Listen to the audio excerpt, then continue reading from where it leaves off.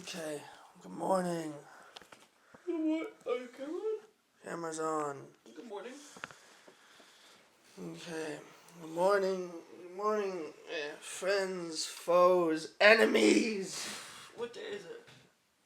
I forgot. This is our second day. It's November Or 1st. do we consider this our second day or first day? Because yesterday was a travel day. Well, we did shit yesterday. And now we're gonna piss. Now, yeah, we're doing the two things.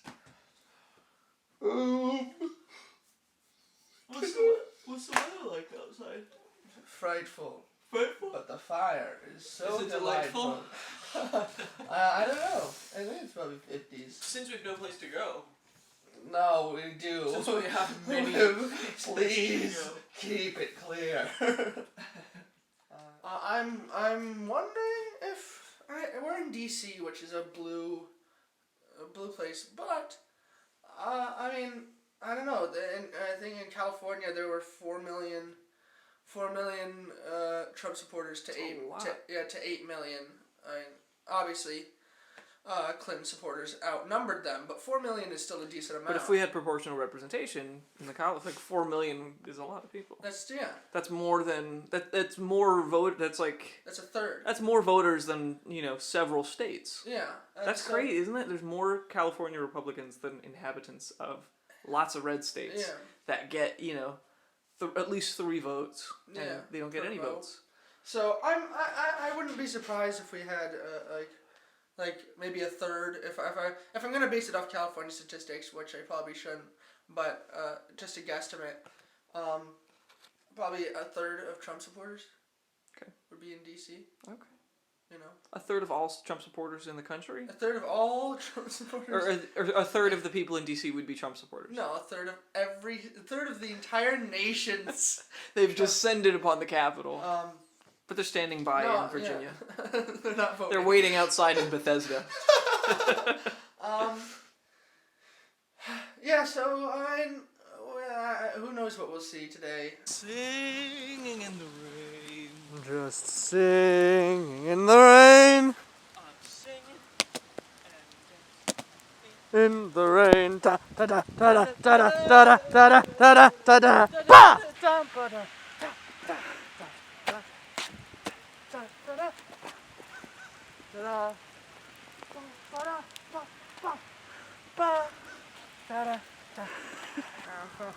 So it's already filming now. Is it? Yeah. Are the red things on? Okay. You see me? Yeah. Okay. So we're at our first polling station. People seem very on edge, very tense in this area. We've asked for a couple of interviews. People don't seem to be, I guess, open for an interview at the moment. Also, where is everyone? Yeah. There is like no one here. It is empty, which is a bit concerning. Maybe they already voted, or maybe they won't vote. Yeah, maybe this is a less popular voting poll station among many. But it is strange to not see voters. Also, but like if you look at all the, I don't know if you can see, if you look at all the signs that are right here, people have invested somewhat in yeah, there's a lot. This doesn't look like an unpopular place. It's pretty centrally located too.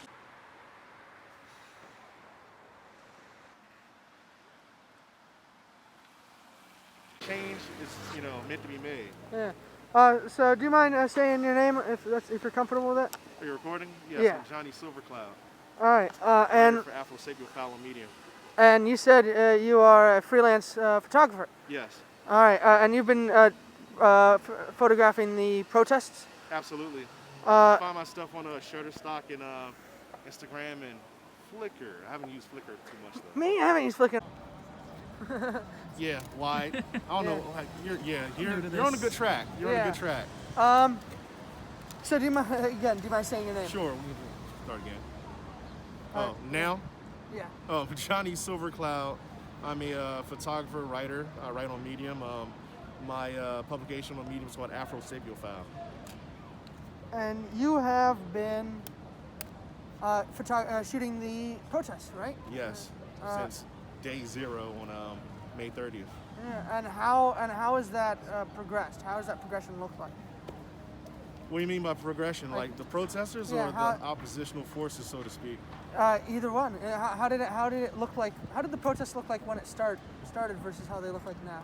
Well, the first night things were chaotic. I was from like in front of the White House from 12 at night to 4 in the morning, and folks got pretty rowdy. There was bricks thrown at the Secret Service cats, but in context, this is directly after the president has hopped on Twitter antagonizing black folks, across America, concerning the murder of Ahmaud Arbery by white supremacists.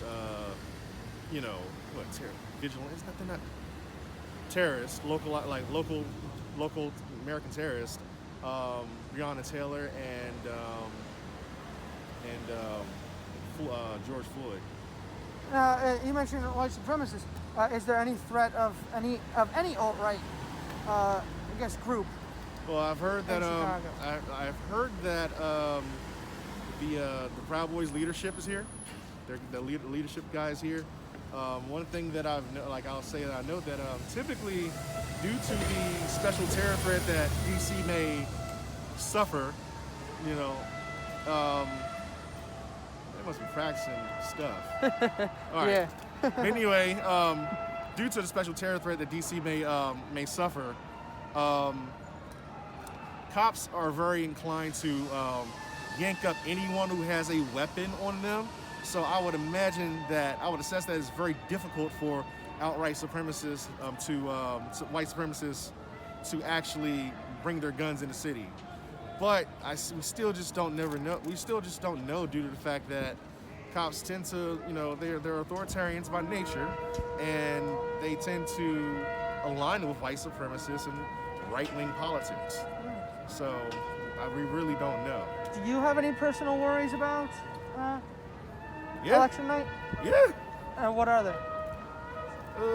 Folks getting killed, man. I don't want.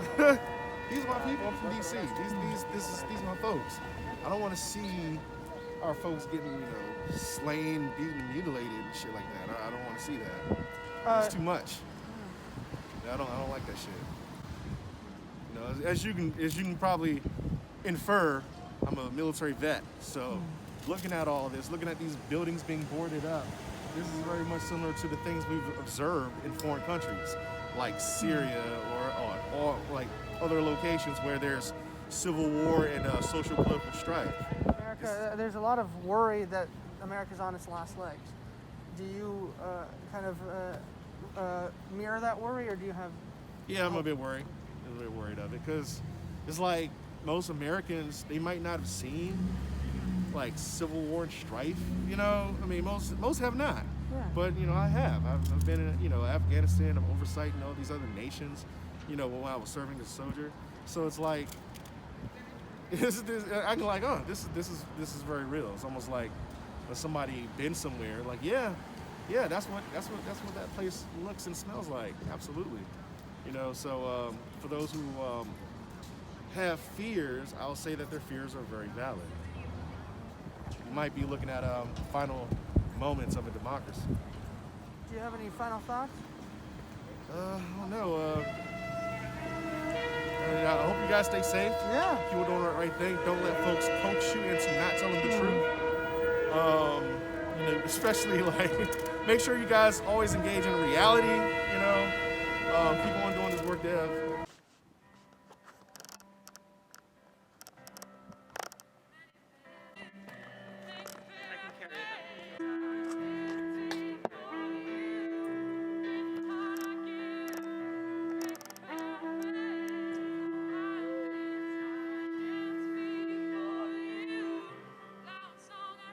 You're so faithful, you're my Savior, strong and true.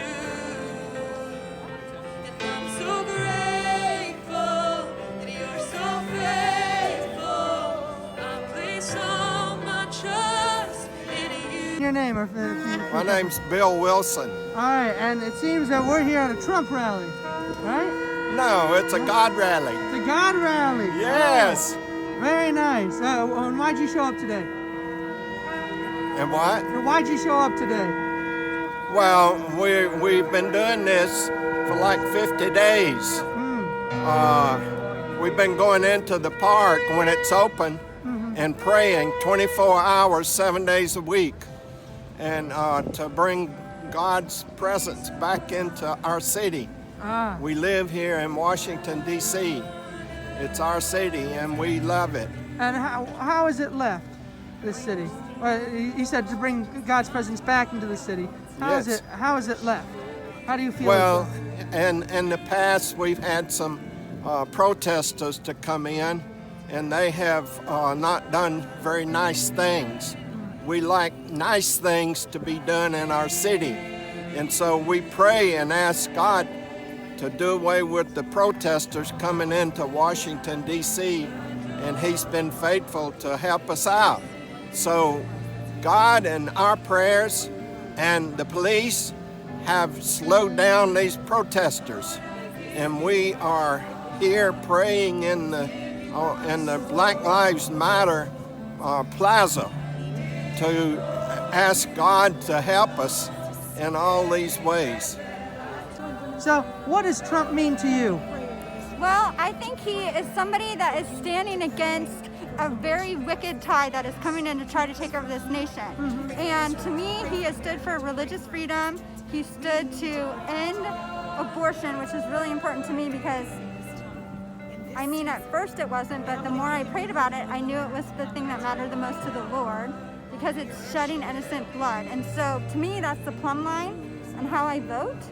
And he's done more to fight for this cause than any other president. And I voted for him because of the judicial system. The prophet said in 2016 that there were going to be 3 open Supreme Court seats, and that has come to pass. And so he's fulfilled his promise and put in those justices and over 200 in the circuit courts. Are you a religious woman? Yes, I am. Do you believe? I'm a Christian. You're a Christian? Do you believe? I don't know if I'm religious. They're actually kind of 2 different things. Yeah. Do you believe that Trump was sent a message by God? Do I think he was sent by God? Yeah. I feel like the Lord uses him. You know, I feel like he calls people from birth. Like when we're in our mother's womb, he knows what we have, what our assignment is. So I do believe he knew that Trump was going to do what he did from the time he was in his mother's womb. I do feel like he was appointed and called, but he could have anywhere down his journey in life, you know, decided not to do what he's doing. But because he said yes, I do believe the Lord is using him. Do I think the Lord sent him down? Like, I don't, that's kind of weird. Hey guys, so I'm here in DC. My name's John, and I actually come from LA, Los Angeles, California. Whereabouts? Oh, no way. Yeah, I'm a Valley kid. A Valley kid. Yeah. Awesome. San Gabriel Valley for me. Awesome. Pasadena, I used to live there.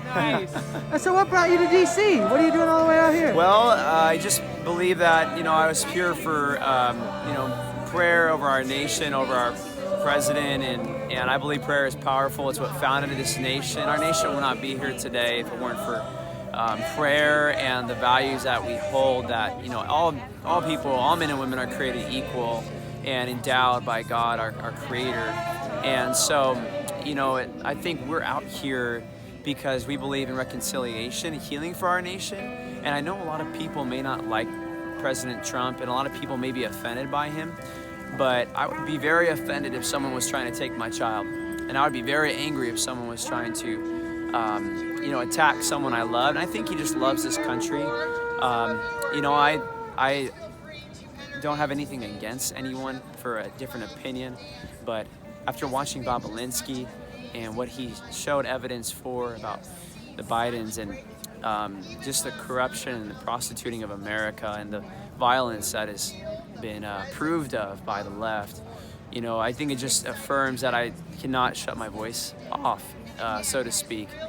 But I can share that whether you're on the right side or the left side, what I stand for is Jesus. I stand for, you know, peace and love to reign in our nation.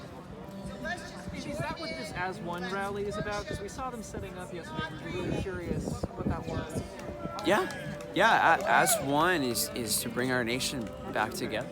In the Bible, there are several occasions where a victory was won but then they had to chase the enemy down and completely annihilate them so that they never had power to arise again. And I believe that the enemy, I believe that Amy Coney Barrett being set into the Supreme Court has been a major victory. I believe that after this election, President Donald J. Trump will be reelected. And I believe that we will have the Senate, we will have the House, but I also believe that we have got to go after it. We have got to finish the task. We have got to push through. We have got to execute into place the verdicts that have been rendered. They look at government spending, government programs, and election. None of them can heal the wound if the families of America fall apart and the families of the nations fall apart. That's why there's such an attack on gender, such an attack on men, such an attack on making women unhappy, such an attack on millennials and Gen Zs, despising older people. And what does the Lord say? He says he sends a prophetic anointing, the spirit of Elijah, a reformer's grace. I don't know what field you're in, but whatever it is, you could be in business, you could be in media, it could be a field God puts you in. So this is a movement. You understand that? All of you need to get your little Twitter account going. I don't care if they don't like us. Start there. Get your little Twitter account going. Whatever, you know, your at name. I'm serious about this. You need to start to be an influencer. And you need to start to use the space that God gave you to invite other people into freedom and coherence and clarity. You need to start to share your understanding and your insight. And you need to get informed. Start listening to the right voices so that you can begin to amplify. You are the amplifier in America. God is about to release the angels for the amplification of his voice, the piercing of the darkness, and he's going to attack the confusion. And we were praying about media.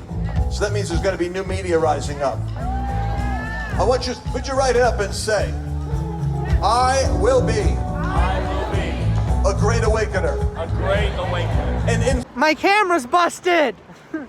I shouldn't have filmed in the fucking rain, and I'm so fucking upset. Alright, I'm gonna try an attempt. See if this works.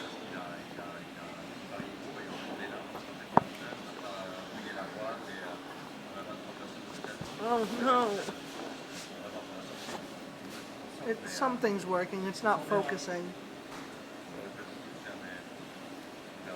We were filming in the rain, and my camera's now busted. The lens connection is all fritzed out. So... How long will that last? I have no fucking clue. That's why I'm upset. It's not just because it might be permanently broken. It's not like I'm just... Have you filmed in the rain before with this one? Yeah, I've filmed in the rain before, and it turns out fine. Okay. And so I'm stressed out and I'm angry.